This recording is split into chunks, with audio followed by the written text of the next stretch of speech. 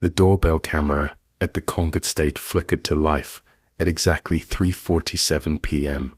on a Saturday afternoon, and Kong Miho's world tilted on its axis. He had been standing in his marble foyer, adjusting the cuff of a silk shirt that cost more than most people made in a month, preparing for a meeting that required his most intimidating scowl. Instead, he found himself staring at a high-definition screen displaying two identical faces that were unmistakably his. The boys couldn't have been more than 8 years old, with skin the color of warm honey, tight coils of black hair, and eyes that held the same sharp, calculating gleam Miho saw in his own mirror every morning. They stood with their arms crossed in matching red denim jackets, their expressions radiating a level of pure determination that usually preceded a corporate takeover. "We know you're in there," the one on the left announced in perfect Korean, his tone dripping with a level of sass that made Miho's jaw drop.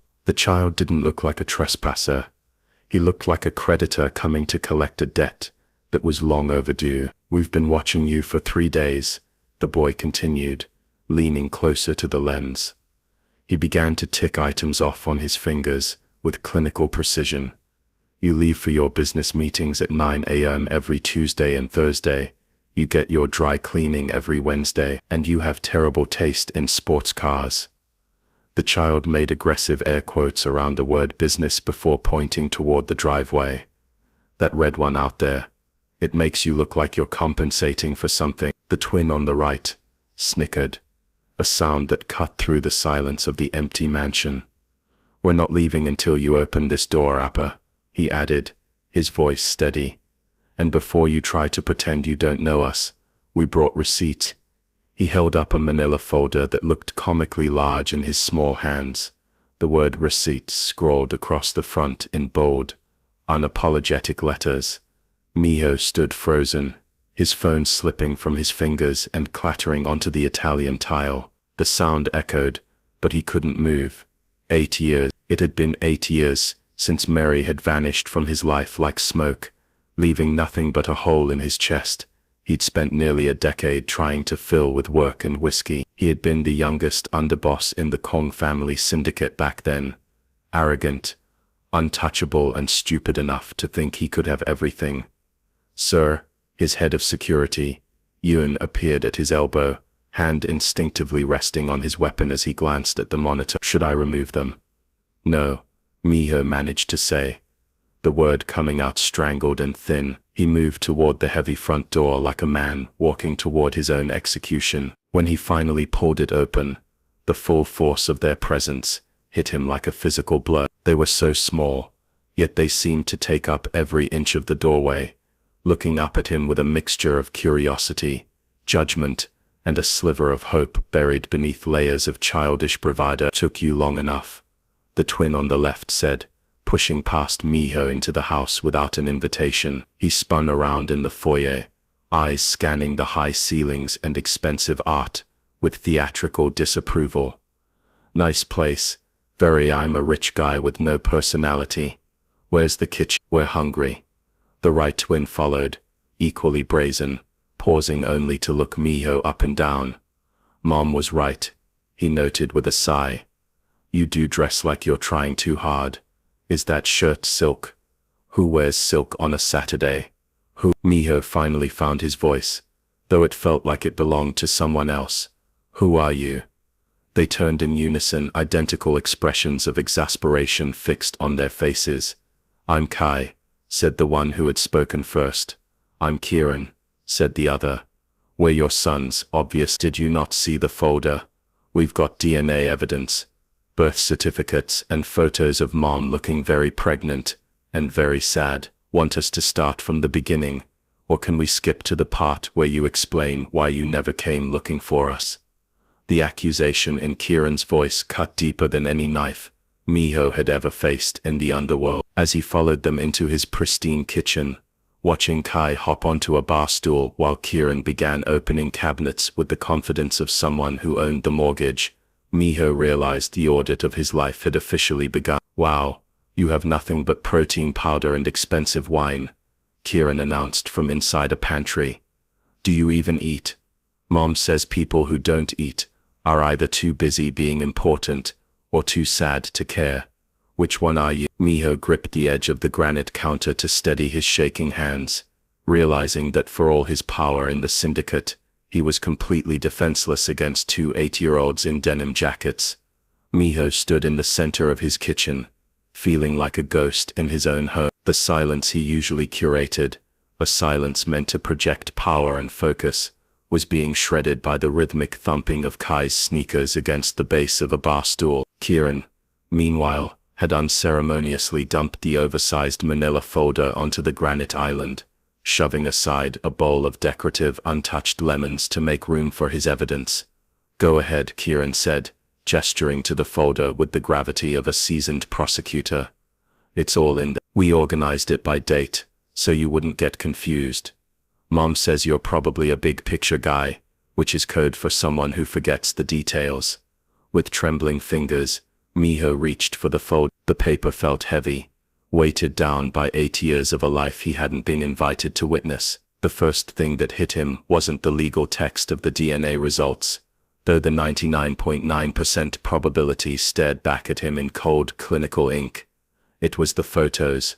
The first image was a grainy Polaroid. Mary was sitting on a porch swing, her belly round beneath a sundress, her face turned toward a sunset that cast long amber shadows across her skin. She wasn't smiling. She looked fragile, her eyes fixed on something far beyond the camera's lens, perhaps looking for a version of the future that had been stolen from her. The background didn't look like Seoul.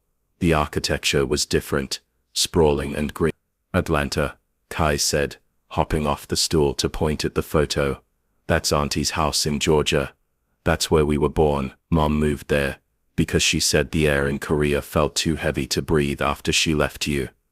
Miho turned the page. He saw hospital records from a clinic in the United States, birth certificates for Kai Kong and Kieran Kong. The sight of his own surname typed out next to theirs sent a jolt through his chest that felt like a physical blow. He flipped through more photos. The twins as toddlers in a small apartment, their first day of school, a birthday party where they blew out candles on a lopsided cake. Mary had clearly made herself. In every photo where Mary appeared, she looked older, stronger, but possessed a quiet, lingering sadness that Miho recognized as the twin to his own. She didn't tell you because she thought you didn't want her anymore, Kieran said softly, his bravado slipping for just a second. And because she found out what you actually do for a living. We're 8, but we can use the internet. Dad, we know about the logistics business, and the guys in black suits who follow you around. Miho couldn't look up. He was staring at a receipt stapled to the back of a photo. It was from a local Seoul grocery store, dated only 3 days ago. Then he saw a utility bill for an address he recognized instantly. He felt his heart stop. This address, Miho whispered, his voice cracking. Maple Street, number Yep. Kai popped the P with satisfaction, crossing his arms over his red denim jacket. We moved back 6 months ago. Mom got a job as a senior translator. We've been living 3 houses down the street this whole time. Imagine our surprise when we're walking to the park and we see this tall, grumpy-looking guy who looks exactly like us, getting into a car that costs more than our entire house.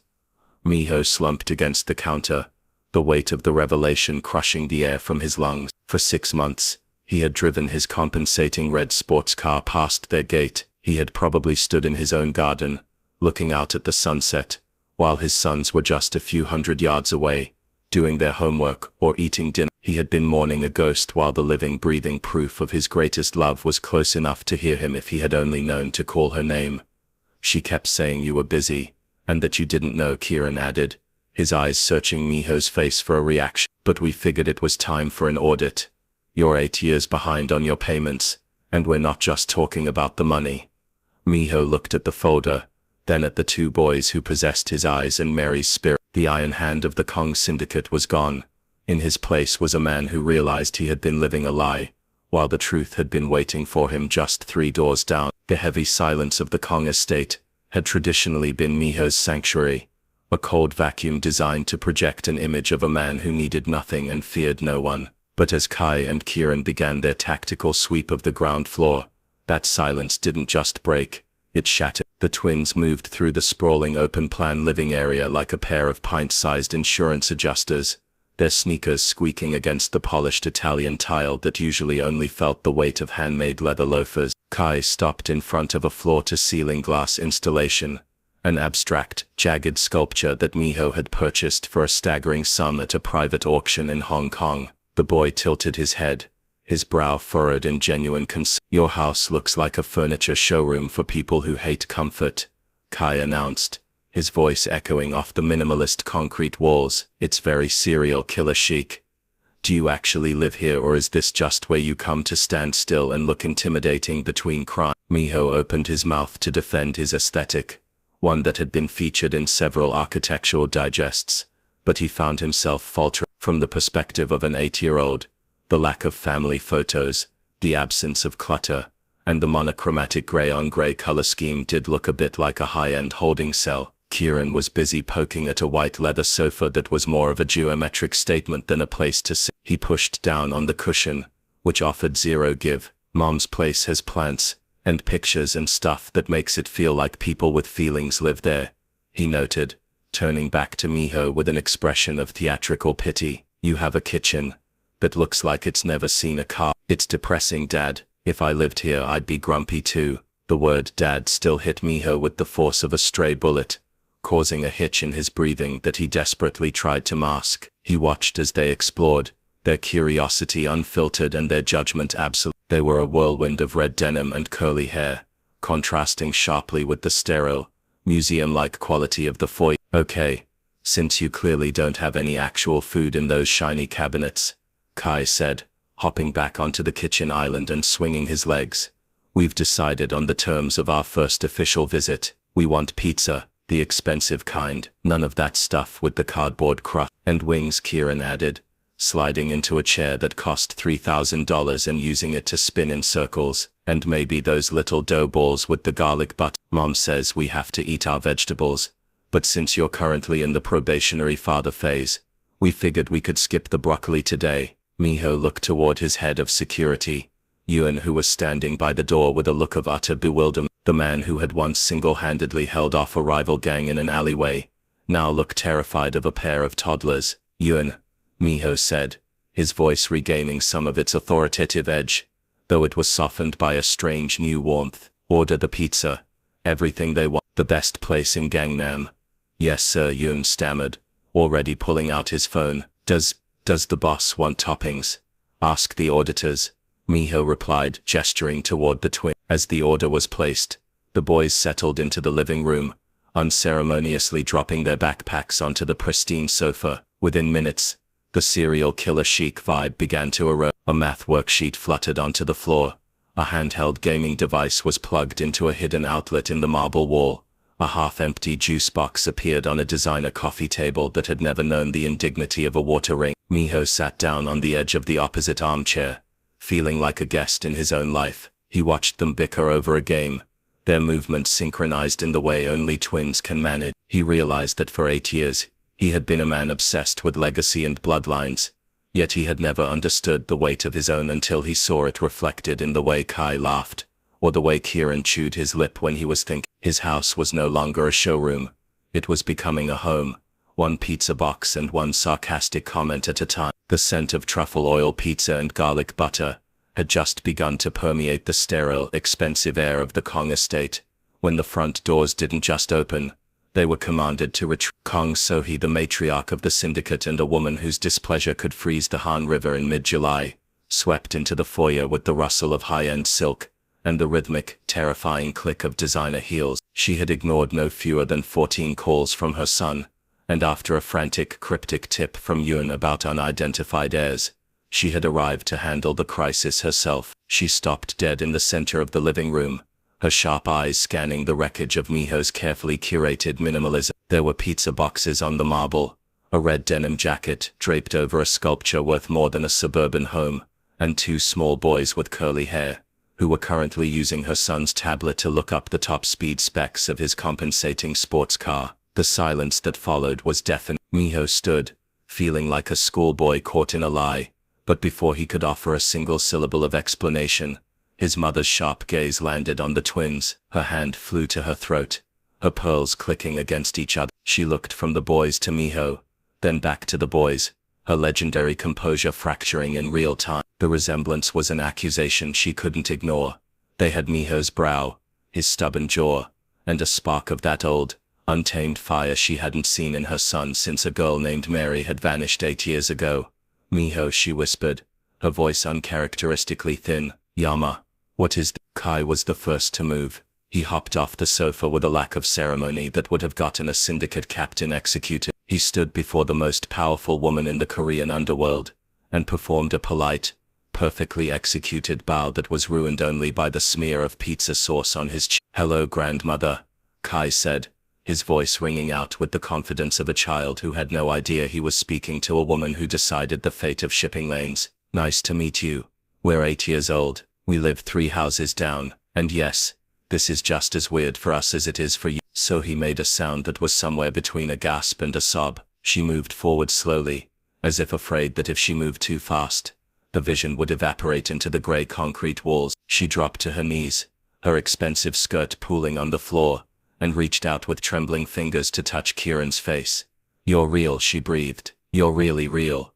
Kieran nodded, leaning into her touch with a curious tilt of his head. "Very real. We have birth certificates and everything, but before we get into the emotional stuff, we need to establish the ground rules." He looked her up and down, evaluating her pearls, and her sharp, impeccable suit. "Are you going to be a cool grandmother or a strict one? Because we've already had to deal with Dad being a serial killer chic minimalist all afternoon, and we really need to know what we're working with here." A startled laugh escaped Sohee, the sound watery but genuine. She wiped a stray tear from her cheek, her eyes bright with a joy she had long ago resigned herself to never feeling. "And do you bake?" Kai added, crossing his arms and narrowing his eyes. "Mum stress bakes sometimes, but she's not very good at it. Everything comes out looking like a If you're the kind of grandmother who makes cookies, your approval rating is going to go through the roof." "I can bake," Sohee promised, her voice regaining its strength, as she looked at her grandsons with fierce protective hunger. "I will be whatever kind of grandmother you need me to, and I will make enough cookies to fill this ridiculous empty house." She turned her gaze toward Miho then, and while the warmth remained for the boys, her eyes held a sharp, maternal edge. "We need to fix this, Miho. These boys deserve a family, all of you." The tension that had held the room captive since the doorbell rang finally dissipated, replaced by the chaotic, messy energy of a family that had been broken for 8 years, and was finally clumsily beginning to knit itself back together. After the twins had been spirited away by Sohee, who had insisted on taking them to her own estate to scout the pool and assess the cookie situation, the silence that returned to Miho's mansion felt heavier than before. It wasn't the sterile, controlled silence of a man in charge. It was the hollow ringing of a tomb. Miho wandered back into his study, the receipts folder still lying open on his desk like a pile of evidence in a cold case. He bypassed the DNA results and the utility bills, reaching instead for the one thing he had kept locked away in a double-bottomed drawer for nearly a decade. It was a single, dog-eared photograph taken at a Han River picnic 8.5 years ago. In the photo, Mary was laughing, her head thrown back, her beautiful coils of hair caught in a summer breeze. She looked radiant, a burst of organic warmth against the city's steel skyline. Miho was in the frame beside her, looking at her with an expression of such raw, unguarded adoration that he barely recognized himself. He had been 29, the youngest underboss in the family's history, convinced he was clever enough to balance the darkness of his profession with the light Mary brought into his world. He traced the edge of the photo, and the memory he had fought to suppress came rushing back with the force of a tidal wave. It had been his 30th birthday, a night that should have been a celebration. The syndicate had thrown a lavish party at one of their private clubs in Gang. Mary was supposed to meet him there. She had been planning a surprise, something she'd hinted at for weeks with a mischievous glint in her eyes, but the night had been fueled by excessive whiskey and the suffocating expectations of his position. Yuna, the daughter of a powerful branch leader from Busan, had spent the evening pressing herself against him, a calculated move to solidify a political alliance Miho had no interest. He had been drunk, his ego bolstered by the toasts of 100 men who feared him, and when Yuna had followed him out to the balcony and pulled him into a kiss, he hadn't pulled away instantly. For 10 seconds, 10 wretched, inconsequential seconds, He had let his guard down. He hadn't loved Yuna. He had barely even liked her, but in that moment of old familiarity and blurred judgment, he had allowed the kiss to happen. He remembered the exact moment the world ended. He had looked past Yuna's shoulder and seen a flash of a yellow dress near the entrance of the terrace. Mary had been standing there, a small gift box in her hands, her face frozen in a mask of absolute shattering betrayal. By the time he had shoved Yuna away, his head clearing with a terrifying jolt of adrenaline, Mary was gone.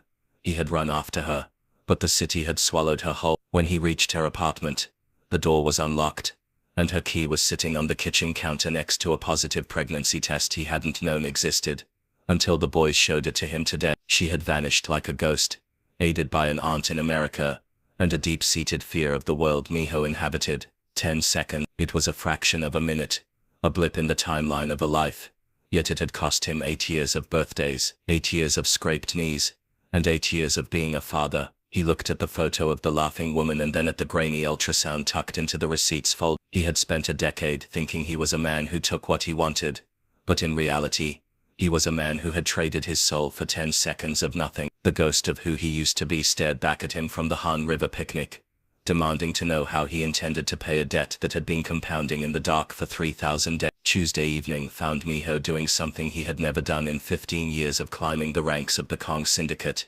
He was checking his watch in the middle of a strategic briefing. The air in the high-rise boardroom was thick with the scent of expensive tobacco and the cold, vibrating tension of a territorial dispute in Incheon. Maps were sprawled across the mahogany table, and several district captains were arguing over shipping manifests and protection boundaries. Usually, Miho was the anchor in these rooms, a silent, terrifying presence whose gaze alone could settle a dispute. But today, the maps looked like nothing more than scrap paper. Every time a captain shouted about market share, Miho heard Kai's voice calling his house serial killer. Every time someone mentioned a delivery window, he thought about the 6:00 p.m. curfew Mary had likely established for the twins. His mind was a 3-mile stretch of road between his office and the house 3 doors down from his own. But Son, his second in command, leaned in, his voice a low rasp that cut through the chatter of the captains. "You've been staring at that ledger for 10 minutes, but I'm pretty sure you're holding it upside down.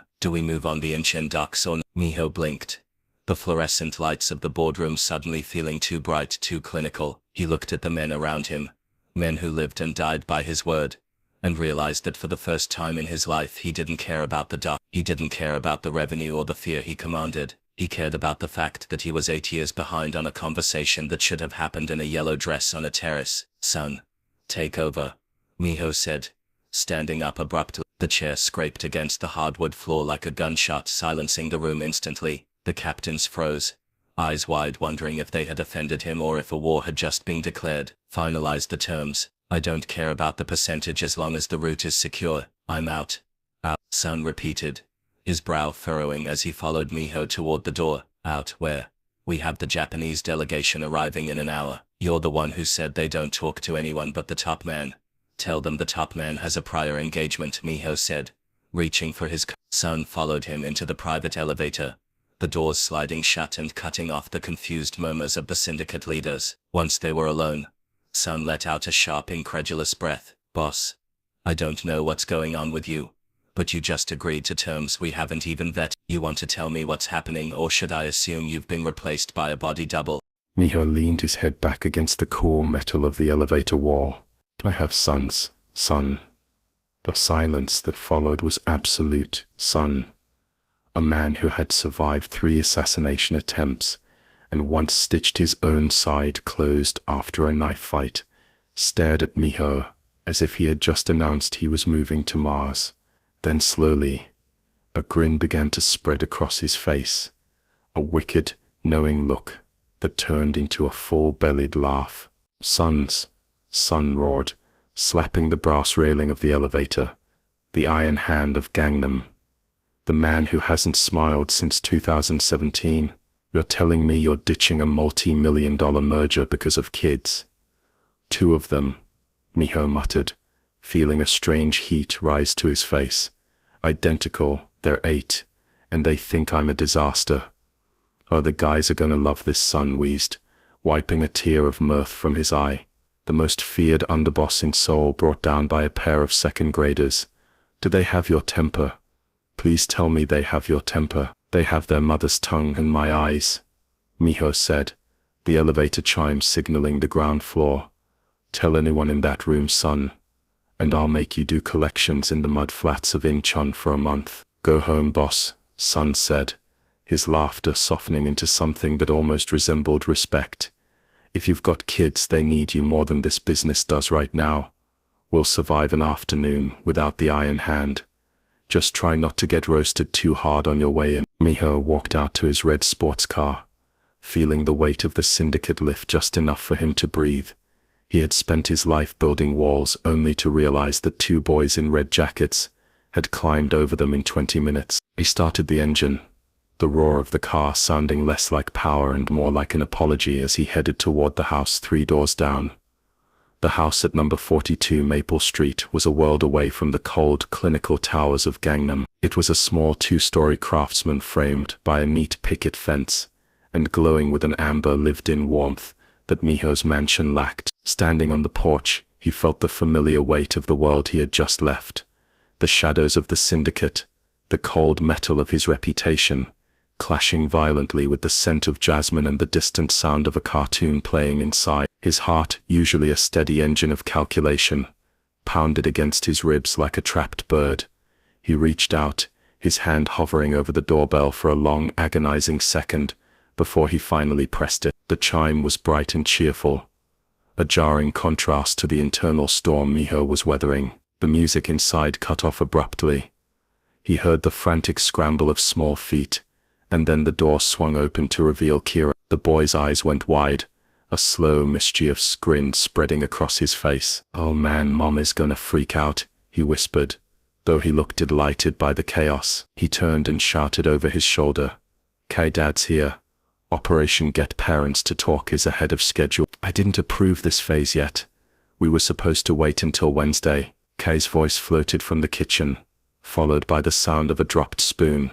Then the air in the doorway changed. The boy was gently nudged aside, and Mary appeared. 8 years had passed since the night on the terrace, and while time had matured her, it had only served to sharpen her beauty into something more resilient. She had cut her hair into a crown of natural coils, and she wore an oversized sweater that made her look deceptively soft. But her eyes, the eyes that had once looked at Miho as if he were the sun, were now cold and guarded, shimmering with a mixture of shock and a weary, bone-deep anger. "What are you doing here?" Her voice was a low, dangerous vibration. It wasn't the voice of the girl who had translated business contracts in his office. It was the voice of a mother who had built a fortress around her children. "We need to talk, Mary," Miho said, his own voice sounding rough and foreign to his ear. "No, we don't," she snapped, stepping out onto the porch and pulling the door shut behind her, effectively sealing his sons away from the conversation. "We have a custody arrangement through your mother. 2 hours, 3 days a week. That is the limit of our interaction. You don't get to show up at my door like this." "I didn't know," Miho said, the words bursting out of him, desperate and raw. "I swear to you on my life, Mary. I didn't know they existed. I didn't know you were pregnant. If you had. What?" Mary's laugh was a jagged, broken sound that cut through the quiet evening. She took a step toward him, her arms crossed tightly over her chest. "Would you have fit us into your schedule between the hits and the shakedowns? Would you have brought my babies into that world of yours? You were busy being important, Miho. You were so busy being the feared underboss of the Kong Syndicate that you couldn't even keep your hands off another woman for one night. You were busy being a monster while I was in a foreign country, sick to my stomach every morning, wondering how I was going to tell a man who didn't love me that I was carrying his children. I loved you," he insisted, his voice cracking. "I never stopped." "You have a funny way of showing it," she hissed, her eyes filling with tears she refused to let fall. "I spent 8 years in Atlanta working 3 jobs to make sure they had a life that didn't involve bodyguards and blood money. I birthed them alone. I sat up with them through fevers alone. I taught them how to tie their shoes and how to be kind. Something you clearly forgot. You don't get to walk in here 8 years late and claim the title of father just because you had a change of heart on a Tuesday afternoon." The raw agony in her voice made Miho feel smaller than he had ever felt in his life. All the territory he had conquered, all the men who bowed to him, meant nothing in the face of the truth she was laying bare. He saw the toll his importance had taken on her, the fine lines of exhaustion around her eyes and the way she stood, always ready to fight for the lives she had built without him. "You're right," Miho whispered, bowing his head. The iron hand of Gangnam was gone, replaced by a man drowning in regret. "You're absolutely right. I was a fool, and I was arrogant, and I failed you in every way a man can fail a woman. But please, Mary, look at them. They have my face, but they have your heart. Let me try to be better. Not for me, for them." Mary looked at him for a long time, the silence stretching between them like a vast, uncrossable canyon. She wiped her eyes angrily with the back of her hand, her gaze flickering to the window where two small silhouettes were clearly pressed against the glass. "They already like you," she said, her voice dropping to a whisper, thick with defeat. "They came home talking about your serial killer house and your sports car. They've been lonely for a dad, Miho, and that is the only reason I'm not calling the security gate right now." She turned back toward the door, her hand on the knob. "But don't you dare think this is an apology accepted. You have 8 years of being important to make up for, and I'm going to make sure every second of it is